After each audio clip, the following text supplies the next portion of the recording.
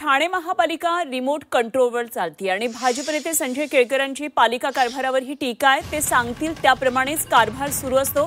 संजय केळकरांनी अप्रत्यक्षरित्या शिवसेनेवर ही टीका केली आहे। ठाणे महापालिका एका व्यक्तीच्या रिमोट कंट्रोलवर चालते आणि ते जेवढं सांगतील त्याप्रमाणे हा कारभार केला जातो, अशी टीका भाजपचे आमदार संजय केळकर यांनी केली आहे। गडकरी रंगायतन लोकार्पणादरम्यान दाखवण्यात आलेल्या चित्रफितीवर त्यांनी संताप व्यक्त केला आणि या निमित्तानं महापालिका कारभाराआड केळकर यांनी अप्रत्यक्षपणे मित्रपक्ष असलेल्या शिवसेनेवर टीका केल्याची चर्चा आहे। तर कोणाच्या रिमोट कंट्रोलवर कारभार चालतो असंही ते म्हणाले।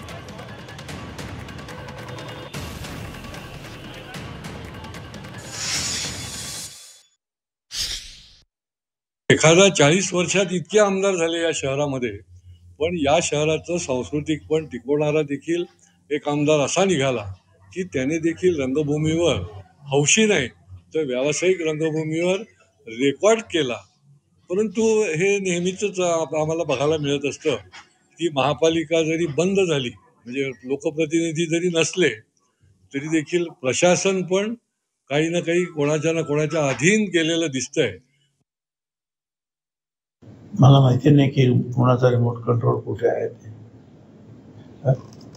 परंतु मला स्वतःला असं वाटतं की आता हे मतदार आणि तरुण मतदार एवढे हुशार झाले, शहाणे झाले, कुणा एकाचा रिमोट कंट्रोल कुठे चालतो असं म्हणणं मला वाटतं कठीण आहे। अनेक लोक अनेक फॅक्टर्स काम करत असतात प्रत्येक मतदारसंघामध्ये। काही लोक बोलके असतात, काही लोक बोलत नाही। ते मतदान पेटीमध्ये आपला विरोध असेल तर विरोध नोंदवून मोकळे होतात।